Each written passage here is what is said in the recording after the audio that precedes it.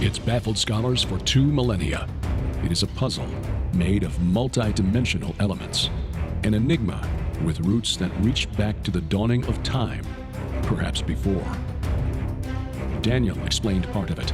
Ezekiel and Isaiah had glimpses into it. John saw it all for the time of the end. That time is now. Join Derek and Sharon Gilbert on a journey that spans the course of history, from Eden to Mount Hermon, from Hermon to Babel, from Babel to Rome, from Rome to the cross, and from there to us. Biblical prophecy is coming true before your eyes, and to understand it, you must discern the times both then and now. It's time to unravel the threads of this all-encompassing prophetic paradox. It's time to unravel Revelation. Welcome to Unraveling Revelation. I'm Derek Gilbert. I am Sharon Gilbert, and we are delighted to welcome you to Studio G1, and it will be getting developed over the coming weeks. But we want to encourage you to not only go to our website, but also to consider going with us to Israel next March. That's why we're doing all these programs with the footage from our tours of Israel, because it will change your life. We can tell you about these things, but by showing you the video that we shot, the essentially the stop-by-stop itinerary, you get an idea of what it's like to join us in the Holy Land. And there's really nothing that compares with it. It is a life-changing thing where you can see these battleground sites in the long war that's in the Bible. Mm-hmm. When we can go to these sites and we can point and say, okay, right over there is where Jesus said, Peter, who do you say that I am? And so on. It really makes the scripture come alive. It really, really does. And right now, there are so many things prophetically in the news. As the time you're watching this, I don't know what may have happened during Rosh Hashanah and during the high holy days, but as we record this, there are a lot of skirmishes taking place on the Temple Mount and arrests being made when indeed the Jews aren't breaking the law. Mm-hmm. They're blowing the shofar. Right. And it's actually not illegal right now. But we're sort of anticipating many, many things. The red heifer. Yes, 5 of them delivered to Israel just very recently from the state of Texas. They are only a few months old. They've got to be 2 years and 1 day old, according to Jewish tradition, rabbinical tradition, to be sacrificed for the purification ritual described in Numbers chapter 19. Now, as Christians, we know that we don't need the third temple for our Messiah to return, but this is sort of a signpost on the way towards the end of the age, as the Temple Institute and others in Israel are looking for that that event, the rebuilding or the building of the third temple, to welcome Messiah. So, and with that in mind, one of the first things you're going to see in this segment is our visit to the Western Wall. Yes. Just an amazing thing. And when you look at the size of the stones constructed, Herod the Great's hubris, this wall will never fall.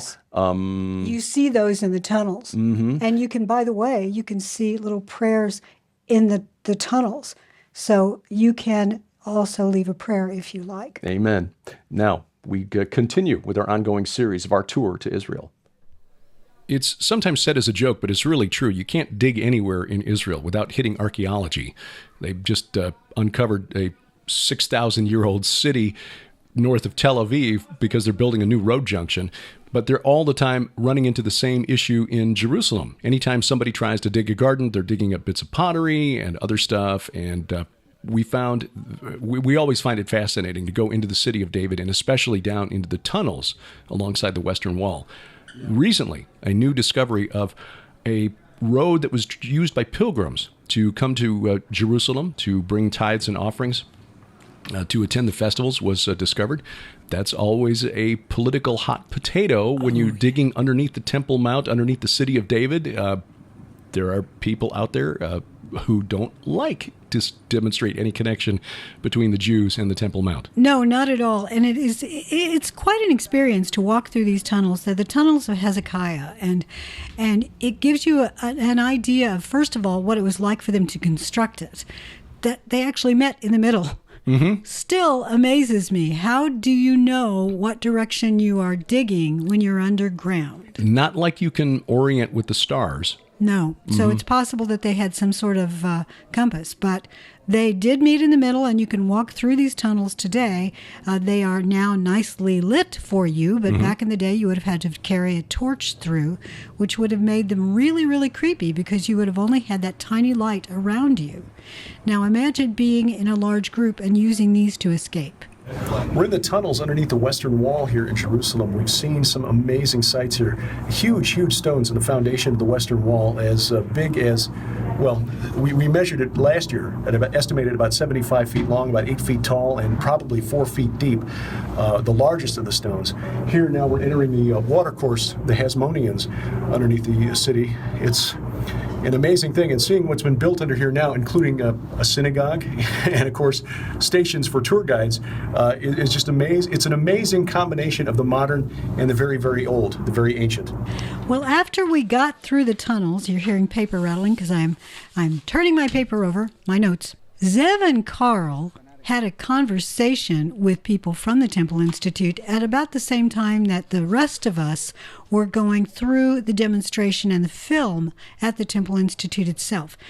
We learned a lot about the politics behind the Temple Institute. Yes. The construction of the third temple is not the goal. It's really the means by which well-meaning Christians in the West and in China are persuaded to donate. It was a learning experience. It was. And what Rabbi Zev says, I think, makes a lot of sense. The average Israeli, religious or non-religious, really doesn't want a third temple. They said, look, we don't do that anymore. That's why we have synagogues. And we know that if a third temple were to be built, it would be World War III, and we would just rather live in peace. It would require sacrifices to be reinstated. Yes. And right now, the mention of doing a sacrifice during Passover causes major political upheaval. Right. This pretty much wrapped up our time in Israel. So we had our farewell dinner, which is always filled with joy, and we all reminisce and we share pictures back and forth, and we thank our guides, and of course we thank Aaron Lipkin, because the next day we all go to our homes or to Jordan. Yes. This year the tour extension was into Jordan, and our very first stop, once we made it through the customs, and trust me, it takes a while to go through those customs, but it's worth it, we went to Mount Nebo. This is an amazing place, not only because this is where Moses got his only look at the Holy Land, but because this year we had learned since our tour in 2018 that there's a specific site visible from Mount Nebo that is very important to this whole narrative. Absolutely. But before we get to that, I want you to explain what the name Nebo means. It's a reference to the Mesopotamian god of wisdom, Nabu. Not quite sure why that place, that mountain, was given that name, because there's, as far as I know, no documentation that he was ever worshipped that far west. This was an entity that was pretty much worshipped by the Eastern Amorites, people in Babylon and thereabouts. In fact, Nabonidus, Nebuchadnezzar, yes, exactly, Nebuzaradan, others have that name as the theophoric element in their names, the god name as part of their name. So he was an important entity. He is the son of Marduk. Okay, the son of Marduk, who was the chief god of the city of Babylon and the king of the pantheon of the Eastern Amorites. Exactly. So again, we have the Lord taking back territory. He is going directly to the homes of these gods, going to their mounts of assembly and taking it back and claiming it as his own, because the entire earth is his. Yes. The valley below Mount Nebo was the plains of Moab, where the Israelites camped after defeating Og of Bashan in the north. So we go from Gilgal Rephaim, in a way, to where you and I were with our group near Petra. Right, and this is significant because this area east of the Jordan River was occupied by tribes identified as Rephaim in the days of Abraham. These areas were known to be occupied by those Rephaim tribes, and by the time of Moses, the Rephaim were considered the spirits of the mighty men who were of old, the dead kings. They were venerated by the Canaanites around ancient Israel, and even the Israelites were drawn into this worship when they were on the plains of Moab. That's why God sent a plague that killed 24,000 Israelites. They were worshiping the Baal-Peor, who I showed in last Clash of the Titans was a god of the underworld. Well, Ezekiel in chapter 39, in his prophecy of the war of Gog and Magog, has it revealed to him by God that the valley of the travelers east of the sea is where God will bury the hordes of Magog. The travelers in that context are the spirits of the dead, the spirits of the Rephaim who cross over. They travel from one plane of existence to another. They are referred to specifically as travelers in Canaanite texts called the Rephaim texts. Those are from about the time of the Judges in the ancient kingdom of Ugarit. And when you say travelers, you're talking about the Avarim. Yes. And Avarim is also the name applied to Mount Nebo. God told Moses, climb this mountain of the Avarim, climb this mountain of the travelers. This is significant because from Mount Nebo, the mountain of the travelers, you can see the valley of the travelers below where this end times war of Gog and Magog, the Battle of Armageddon, the church... The Har Moed. Yes, God's Mount of Assembly. You see the whole world coming against Jerusalem. And possibly humans that are inhabited by demons. Exactly right. And that's why the travelers, who in those Rephaim texts are called warriors of Baal, will be there at that battlefield and they will be destroyed. God says it will block the travelers.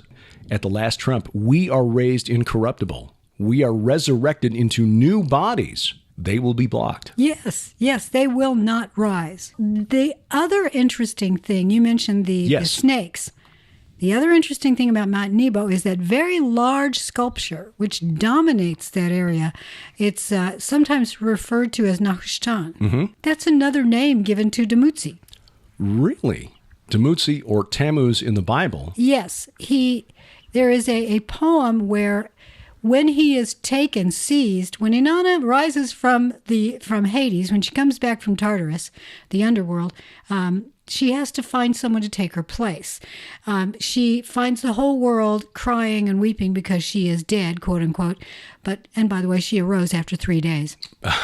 Yeah, well, she finds her husband, Dumuzi, the shepherd king, sitting on her throne and doesn't seem at all sad. In fact, he's wearing all of her royal robes and crown and the whole getup. He's happy. Until she says to the demons who followed her out of the underworld, okay, take him. Take him. And there is one poem that says that he pleads to have his feet and hands turned into that of a snake. Now, the word that snakes don't have feet and hands.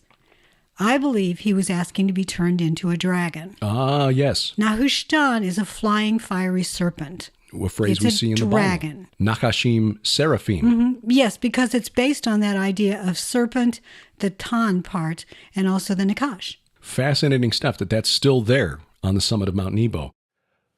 Just some amazing things. Of course, the farewell dinner was just a time of joy and celebration, but also some sadness as we said goodbye to some of our friends. But that makes us so sad. But much of the group continued on to Jordan. I know, and I think a lot of the group is going to be continuing on this year as well. We've got most of one bus that have said they plan to go to Jordan. Yes, and we'll show you what the other land of the Bible, Jordan, from where Moses got his only look at the promised land when Unraveling Revelation continues.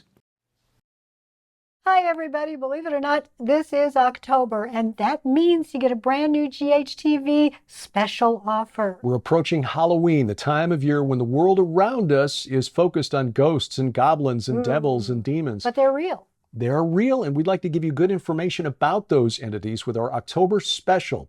First, our book Veneration, where we analyze the ancient cult of the Nephilim, the origin of demons exposed in this book. Vicki Joy Anderson's important book, They Only Come Out at Night, about night terrors and sleep paralysis. You need this book at home for your kids and grandkids. Trust me, it is a great book. And 7 hours of audio interviews with the late Dr. Michael Heiser about the nature of the unseen realm. Oh, this is a collector's disc. It really is.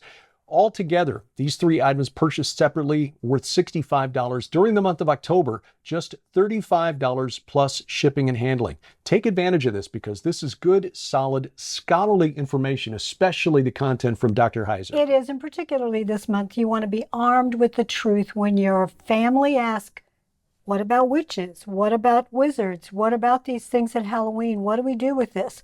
It's a time to teach. Absolutely. Take advantage of our October special offer at gilberthouse.org/store.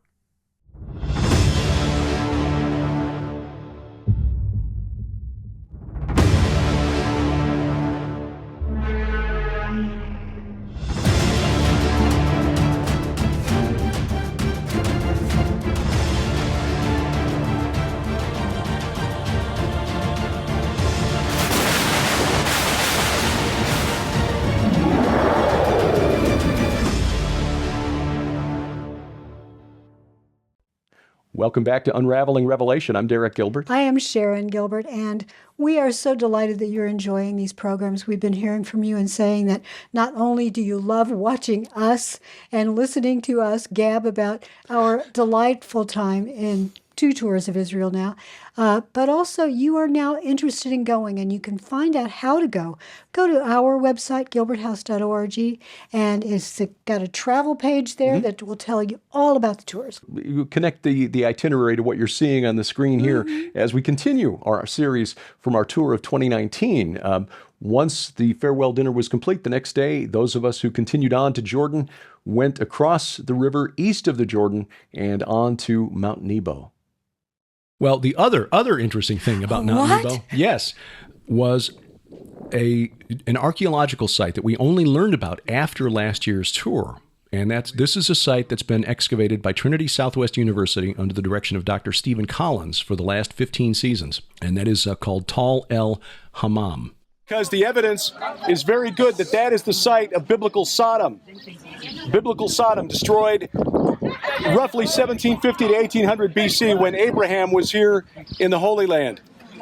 Because we see the well-watered plain behind us, the green area there, that was what Lot saw when he looked up. Looked toward the east. Looking up means looking toward the east. Saw that the area was good, fertile, well-watered. That's the area he chose. And Sodom, as Yael pointed out, is on that hill that overlooks the valley. It controls the valley. In that period of history, that was the most important city in the Levant, which is Syria, Lebanon, Canaan, Palestine, Israel. That is the Levant. It was the most important city south of Hatzor, which is near the Sea of Galilee. It was important enough that kings came all the way from modern-day Iran, Persia. The king of Elam led the coalition that crossed Mesopotamia, came down from the north to attack that city there. It was important. And remember, on their way down, they had to defeat tribes identified as Rephaim. So in the days of Abraham, the Rephaim still occupied the Jordan River Valley. By the time Moses and the Israelites arrived, more than 200 years later, only Og of Bashan, the Golan Heights, was left of the remnant of the Rephaim. And I believe that's why he was the first target.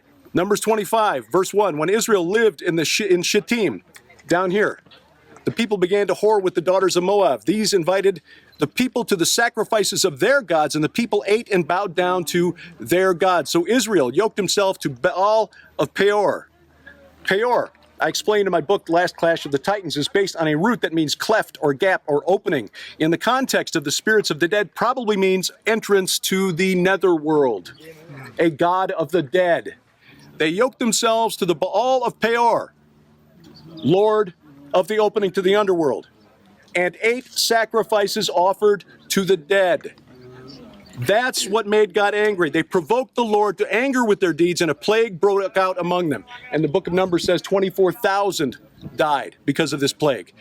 Now, 2 other interesting things here.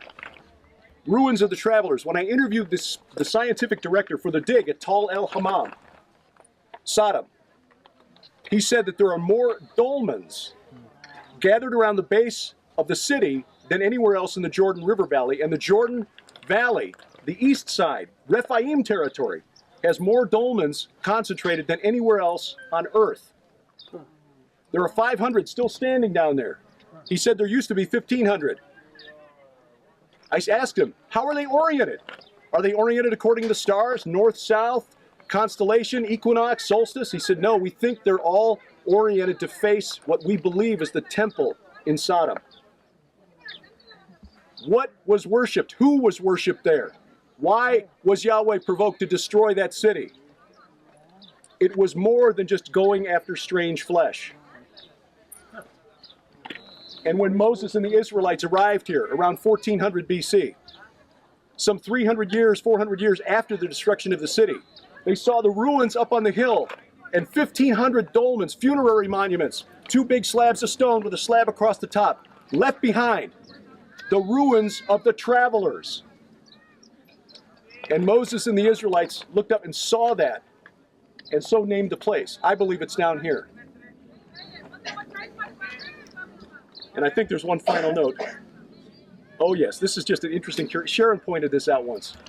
There's the interesting reference in Jude, where Jude references, of course, the angels who kept not their first estate, did not remain within their position of authority, left their proper dwelling, just as Sodom and Gomorrah and the surrounding cities likewise indulged in sexual immorality. He says, for some reason the screen is going dark. I guess it's overheating. In like manner, these people also, referring to people in the first century now who were disobedient, relying on their dreams, defile the flesh, reject authority, and blaspheme the glorious ones. But when the archangel Michael, contending with the devil, was disputing about the body of Moses, he did not presume to pronounce a blasphemous judgment, but said, "The Lord rebuke you."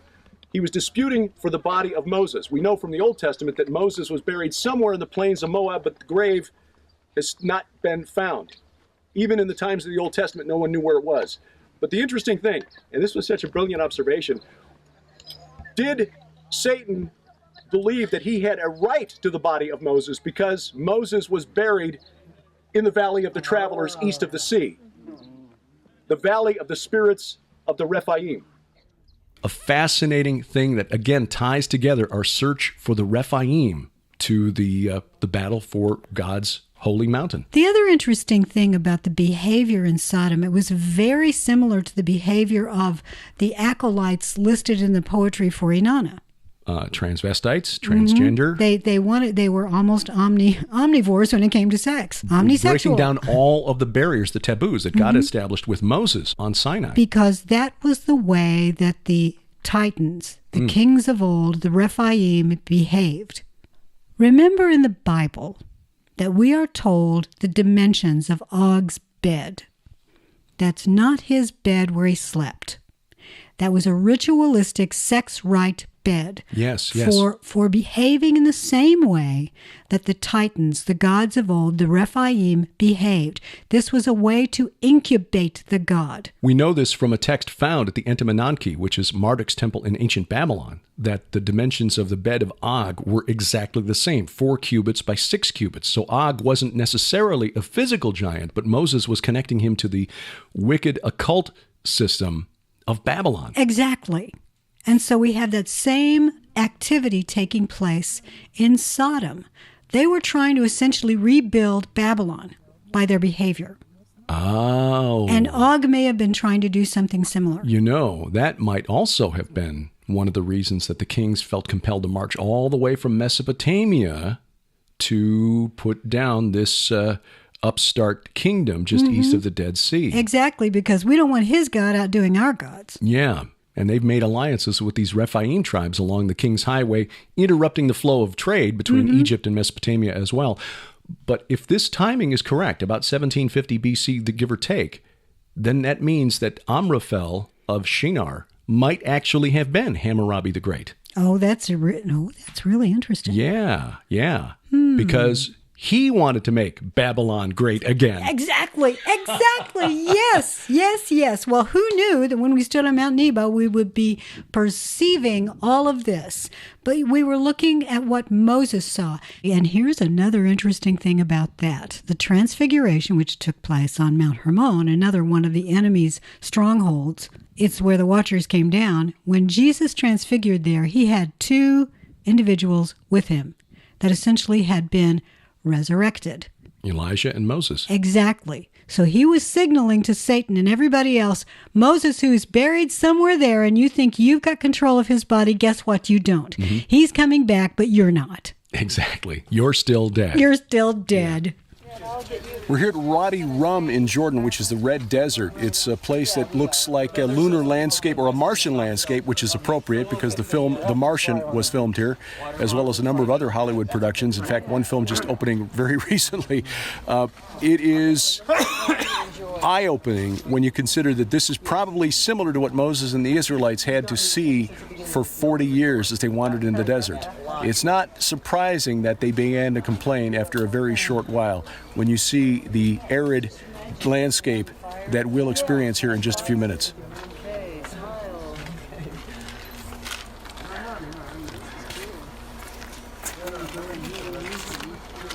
The tour through Wadi Rum, the Jeep drive through the desert, was well worth seeing. Historically speaking, It gives you an appreciation of why the Israelites might have complained about their time in the desert, because really there's not much there. It's sort of like being on Mars, which Hollywood is taking advantage of for several major film productions. Oh, Yeah. we could just colorize everything, or now let's go shoot it in Jordan. We don't have to colorize it much. It does look like Mars. It's red. It's why the area is called Edom. Right.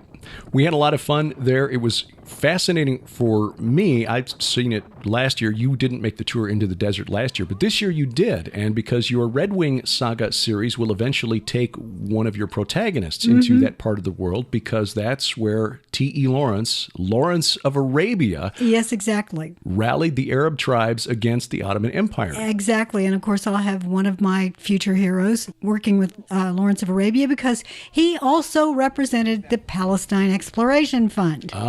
Yes. Yes. Archaeologists who just happened to report back to the The military, and the Foreign Office. But while we were there, we did get to experience Bedouin tea. Oh, it was delicious. Oh, flavored with cardamom and other spices. Delicious. Yes, and the amazing Taylor Joseph, who did yes. most of the film work in this documentary.